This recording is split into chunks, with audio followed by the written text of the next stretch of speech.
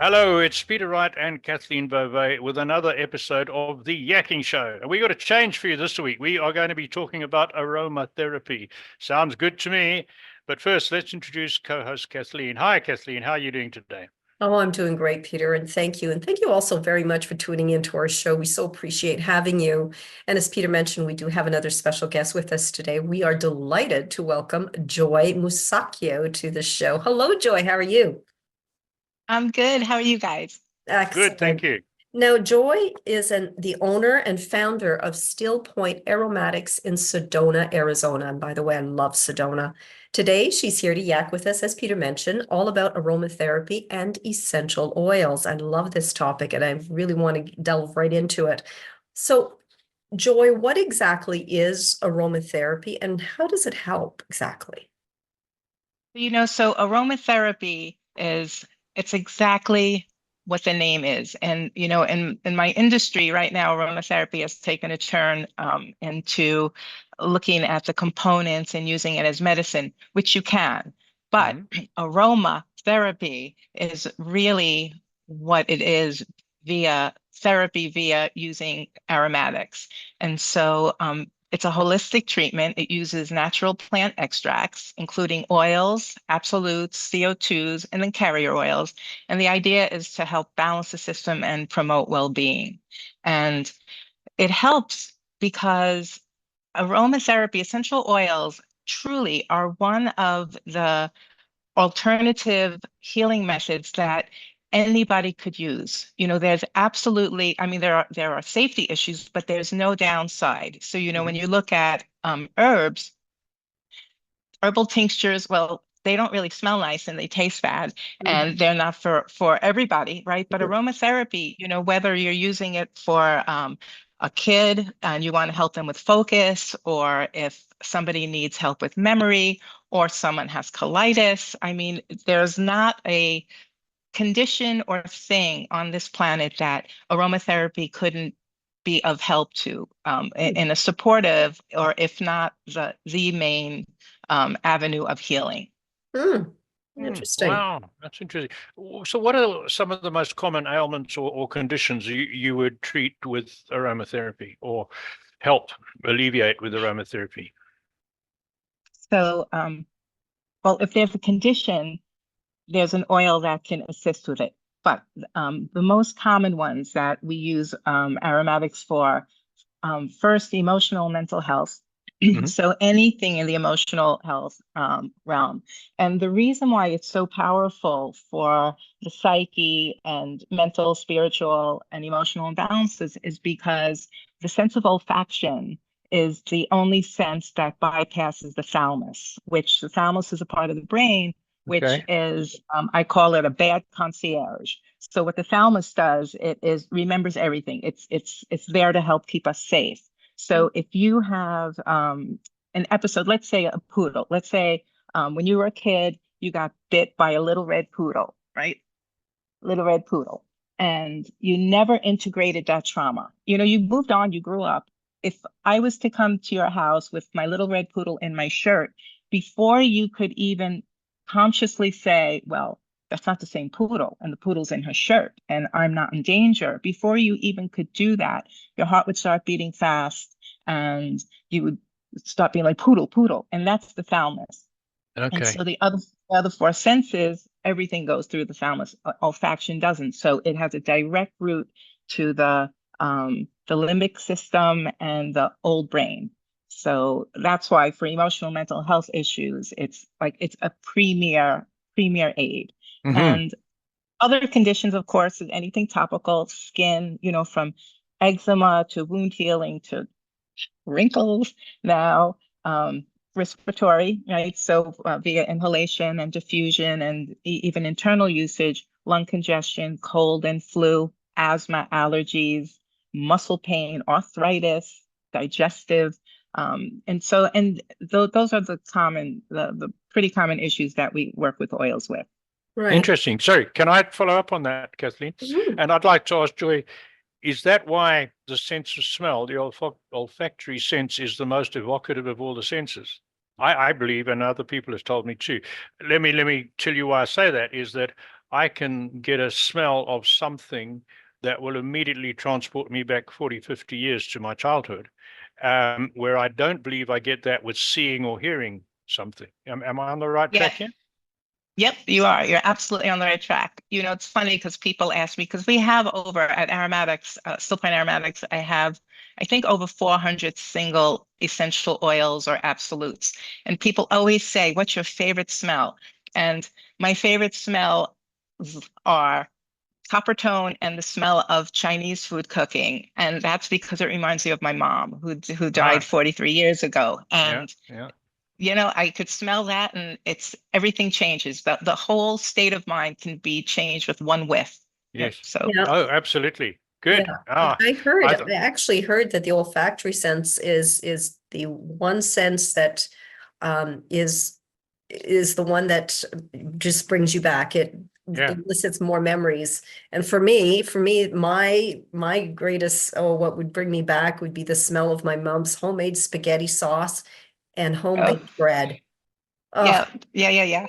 Uh, So if a client comes to see you, Joy, for aromatherapy, how exactly is this administered? Because you just mentioned earlier about carrier oils. How does that work? So it depends on, like, the application and the route of administration depends on what you're dealing with. So if, let's say, for topical application, usually the essential oil will be diluted in a carrier oil. So Mhm. jojoba, um, oh my God, there's so many. Jojoba, sunflower, tamanu, olive, and then there are different butters like combo butter and shea butter. And so basically, um, it would be diluted anywhere for, like, something that is a mild or a chronic issue, anywhere from 2 to 5%. And so the essential oil or the essential oil blend would go into the carrier oil, and then the client would apply it. Okay, so Other it's rubbed ways, on. Okay. yep, rubbed on. So usually it's and that really is how most people think essential oils um, medicinally are used. And it's true, it is. But there's inhalation, right? So there's direct inhalation where you could put the oils on your hands, smell, or there are these little aroma sticks like the old Vicks inhalers, Yeah. and up. Then there's diffusion, which like a little um, humidifier type of thing. They Right. sell little small mist diffusers is that way. And then there's internal use, and the internal use is people, if you're going to use oils internally, you want to be guided by someone who's trained in it, but the internal use, there's oral, rectal, sublingual, buccal or buccal, vaginal, and then inhalation. Inhalation is considered, if you taking the aroma stick and like that, it's considered internal. It's considered Okay. internal usage. Yeah. And Oh so my, depending on what the issue is, depends on the application. so if somebody, then how is it determined? So if somebody comes to you, say they're struggling with lung issues, um, is it in your mind, okay, immediately it's something that you would use internally, or how do you determine then? Yep. Is So there, so if it's so, like, let's say if there's like a lung, like an lung infection. Mhm. And so, like, when you're working with essential oils, and like you're working with something like that, really what we're doing is we're allopathicizing the oil, right? We're taking the essential Mhm. oil and we're looking at the components, and we're looking at the medicinal pharmacological action in the system. For somebody with a lung infection, it would be a multifaceted approach, right? So there would be believe it or not, for lung stuff, the most effective way to deal with that is via a suppository. And the reason really? is because it's when you insert the suppository, first of all, you can use a greater concentration of certain oils, and it gets absorbed directly into the bloodstream at about Ah, 68%. So round and round it goes right to the lungs. And so where you take something, if it was a capsule, let's say, that we made, and you swallowed it, it goes through first and second pass liver metabolism, so Right. it changes. That's Interesting. interesting. That's Wow. right. So how do you, okay, Kathleen's asked you about the application, but how do you decide on the actual aroma or oil when someone comes to you with a specific problem? Does that depend on both the person themselves and the condition, or not? Yeah, yes, for me it does, and I do things a little bit, things a little bit differently than some other aromatherapists. But the first thing is that it's my deep belief that there has to be resonance with the essential oil and the person. So let's say if somebody came with a lung infection. So let's say you have a lung infection. The first thing, of course, that we're going to do is think of the chemistry. So we would want to have oils that are high in phenols, right? So that would be Right. like thyme or oregano. So here's the thing. So which one should we use? And that depends upon you, because like Kathleen, you might love thyme and that will be for you. And you might love oregano and that would be for you. And the reason is that what we need, we like, is what it is. I learned this from my work with pets. It's self-selection. So if it's a hell yes, your system needs it. And if it's a hell no, your system doesn't. So to answer your question in a more succinct manner is depends on the person. It depends then on the condition. And then, after the initial consultation, you look at the chemistry and the pharmacological and stuff for a physical condition. But once you get your oils that might work, that's when you go to the sublayer, and I'll use either energy testing, which will be muscle testing, or pendulum testing to make, if it's a long distance session, to make sure that this oil is for you. And Okay. if it's for emotional, honestly, if you like it, it works. Interesting. Yeah. Oh, very good.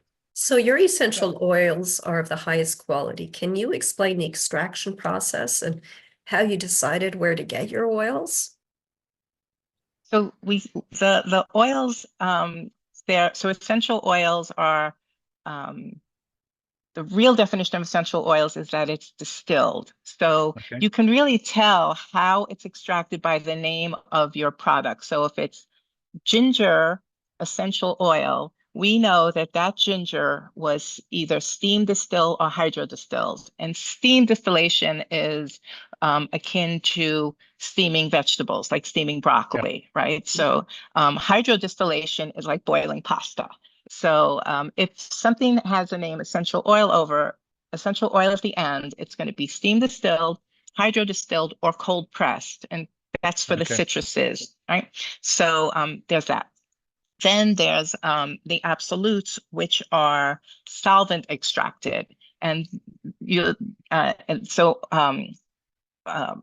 extracts such as those would be jasmine extract, white ginger lily, and we would say white ginger lily absolute, jasmine absolute, and then you'll know from the absolute that it was extracted via solvents. And the third type of extracts that we work are CO2 extracts, and that's easy to know because it says ginger CO2.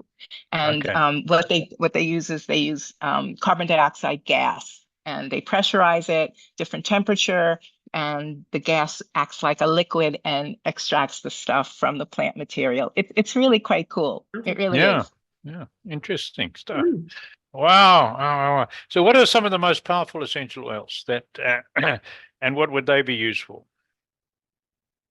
Oh, that's a good question. So to be fair to the plant kingdom, every single one is powerful. But some that are powerful and good to know about. One is birch or wintergreen. Right. They smell exactly the same. Different trees, but chemically they're about 98% methyl salicylate, which is the precursor to aspirin. Aspirin, So correct.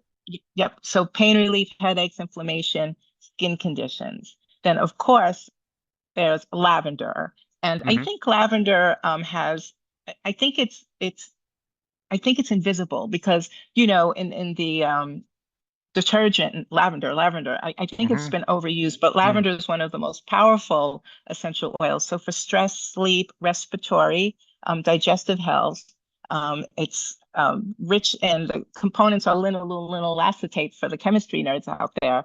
And so it's a very balanced oil.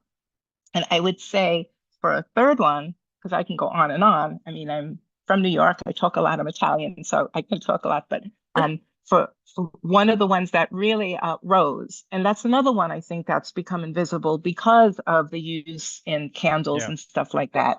So rose is supreme for emotional health. It has over 200 components in it. Great for skincare, good for hormonal balance, can also be used as an aphrodisiac. And the thing is that there has been research done, and rose has been found to be as effective for anxiety and depression as some of the light benzo Really? medication. Yes. Wow. Yep. That's Oh, interesting. Yeah. Yeah. Ah. And then some very expensive ones like frankincense. Is myrrh. it myrrh? Isn't myrrh very expensive? Angelica, I think, is another one that's very.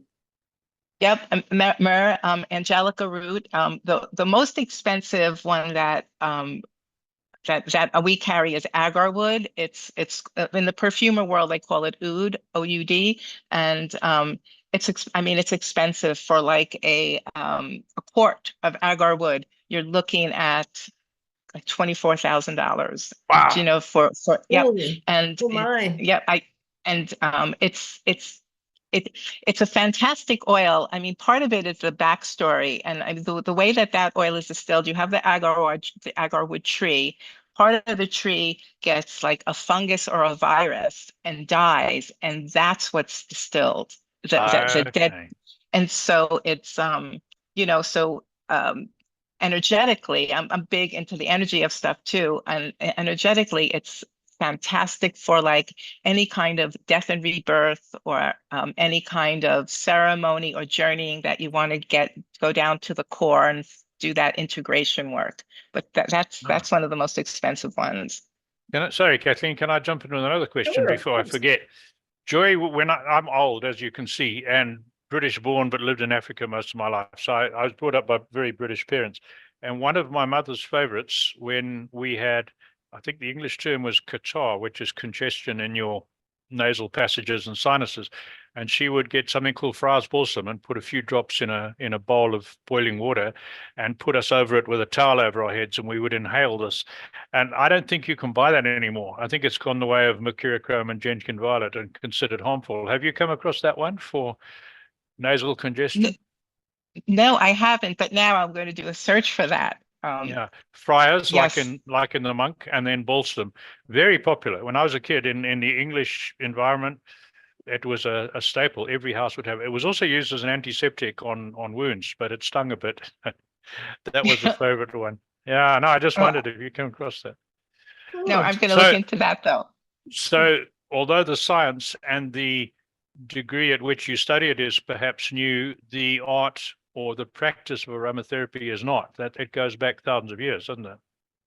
Yes, thousands. And honestly, I think the way the ancients interacted and used plant medicine, essential oils, um, in a way I wish we can go back that way, because they looked Mhm. at the whole plant. They didn't dissect Mhm. it, Sure. and especially with aromatic medicine, there's a tendency to do that. Like you'll look at, let's say, oregano, and the oil oregano, and people are like, well, that's carvacrol, that's a phenol, it's good for infection, and all of that's true. However, there's oregano, and there's a carvacrol which is in there, and there's about 100 and other components, that act synergy. Like, to me, every bottle of essential oil is like alchemy, Hmm. alchemy in a Hmm. bottle. Yeah, Hmm. yeah.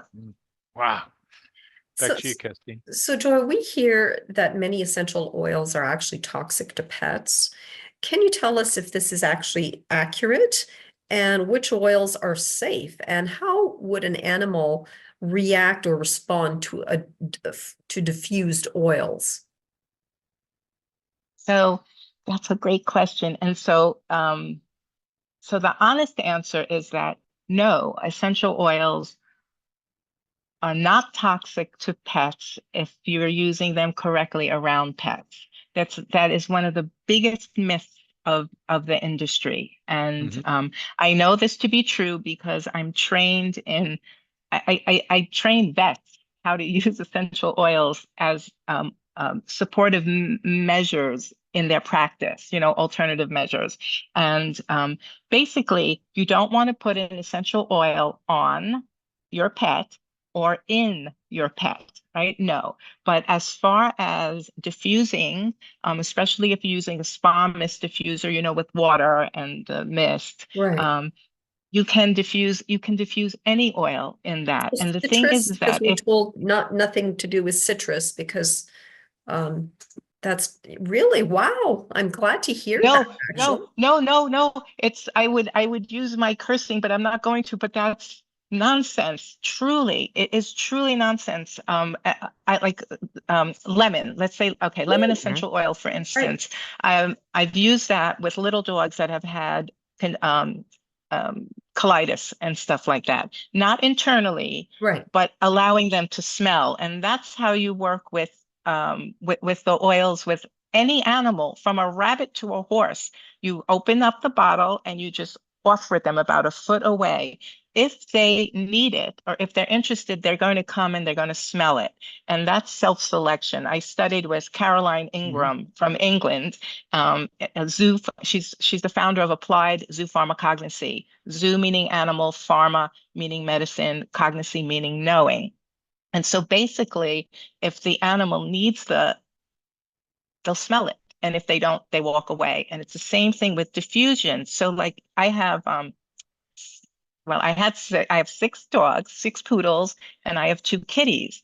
And that's another fallacy about cats are dangerous to sorry, oils are dangerous to cats. Of course, if you're going to pour it on them, put it in their litter, yes, that's misuse of it. But if you have your diffuser running and it's one of those little spa mist diffusers and your little kitty comes out and likes what's in it, they're going to put their face in it and then they're going to go away. The only rule of thumb that you want to, when using oils, diffusing with cats or dogs, is make sure that they're able to move away from it. Mhm. So if you're Mhm. in your living room, just have a door open so if they don't like it. But you'll find more often than not the oils that you need and that you're attracted to, so are your pets. So as That's long as interesting. you diffuse them or as long as you just offer them for smell only, there's no danger with essential oils at all. Wow, isn't that Oh, interesting? that's great to know. Yeah. I'm glad to hear that. Truly. But you're absolutely right on animals and self-selection. I read a study. I had horses. I owned horses most of my life. I don't at the moment, but I did. I read a study that Mustangs, probably not far from you, either northern Arizona or Nevada, some desert region, where there's a reservation and Mustangs are protected. The vets couldn't understand why they weren't loaded down with internal parasites like a lot of domestic horses were, right? And they made a study and they observed them and they found these horses knew which plants to eat to kill the parasites, right? And Oh, that's fantastic. that's how they kept their parasite burden under control. That when they felt the need, they would go off and browse that plant. It was semi-poisonous, but they'd eat just enough to kill the worms and not them. Isn't that amazing? So It what you're is. talking No, about with your pets, yeah, yeah. I haven't got a link to that anymore, but it was a fascinating study. I read about it some time back. Anyway, sorry, I'm waffling. So, Um, so actually, I'm Kathleen. I'm really curious. What kind of results have you been able to see in people by using aromatherapy? So, it varies. It varies. There's never been a negative result, but for instance, some of the success stories are um, we you can blend for hormones. So people that are on I'm just going to say it wrong. Outside hormones, replacement therapy, Yeah. Right. have been able to use a blend of it's clary sage, melissa, green myrtle, and I'm blanking on the last one I put in it. Clary sage, green myrtle, melissa, geranium. Those are the 4: clary sage, geranium, green myrtle, and melissa, in about a 3 or 5% lotion. And they've been able to use that and to get off of the hormone replacement therapy Wow. for real.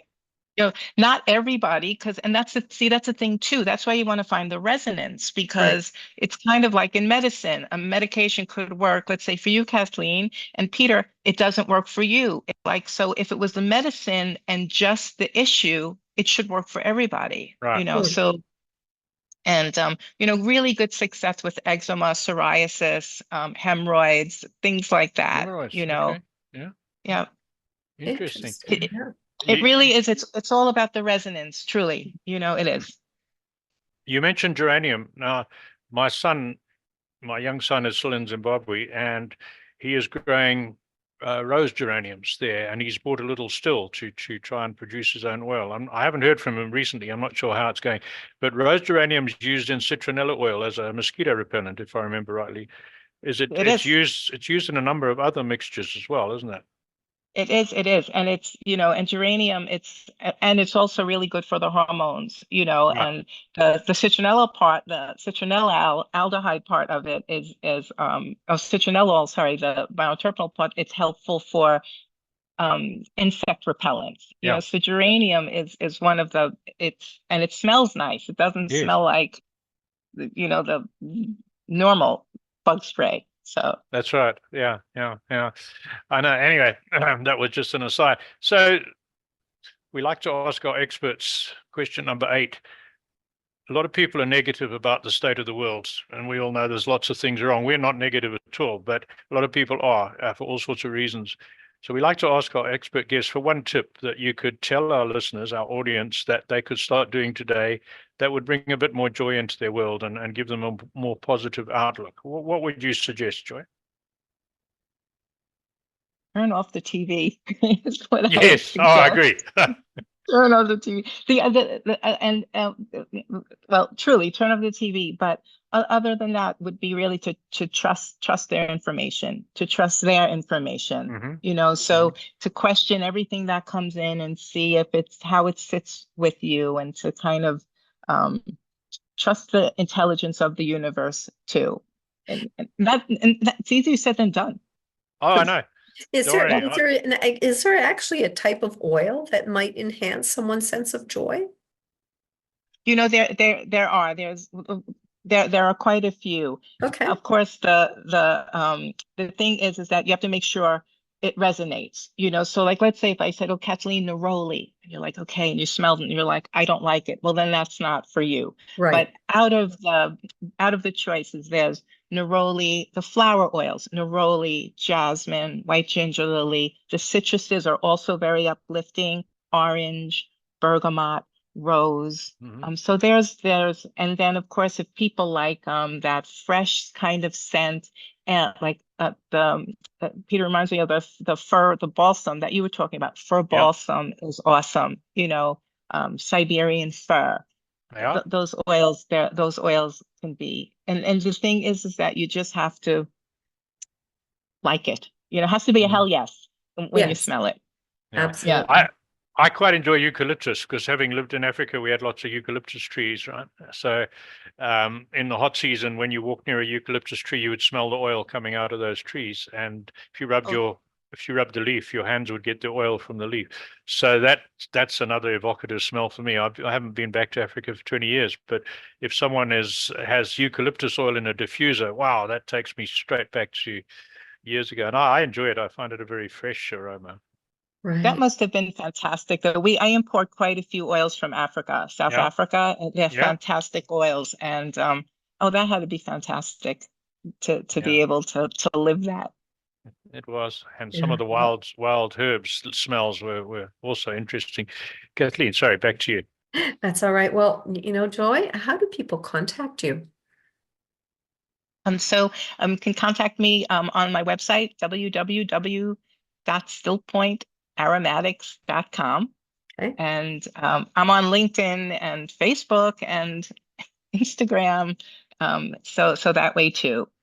Now, Great. on LinkedIn, are you under the name Virginia Joy Musacchio or just Joy Musacchio? That's a good question. I think it's Joy Musacchio. Okay. All We'll right. find it. We'll find Yes. it. All Great. right.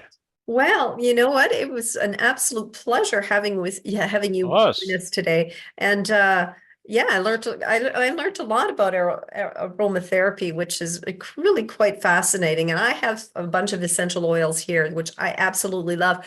But you see, I had pets, or I have pets, and I'm so paranoid about harming them by diffusing these. Now I'm not going to Yeah. be. I won't be. I'm going Yep. to do it. Yep. Do it. Yep. Do it. And I just want to thank you guys. It was totally my honor. Really. Oh, Thank you so, so No, it was much. really good to have you. yes. And the last word for me to our audience, we've had another really interesting guest today. We have more in the lineup. To make sure you don't miss out on our guests that are coming over the next few weeks, hop onto the website, theyackingshow.com, and sign up for our newsletter. We only send you one email a week. Just keep you in the picture who's coming on the show. That's it. Thanks, everyone. Thanks for listening. Enjoy. Thank you. Back to you, Yes. Kathleen. So Once again, thank you. thank you, Joy. And thank you also very much for tuning into our show. If anyone is interested in being a guest on our show, we invite you again to visit us at theyakkingshow.com. All you need to do is click on the contacts tab, where you will find a short application form, and we'd love to hear from you. So until next time, take care, everyone. Bye-bye. Bye.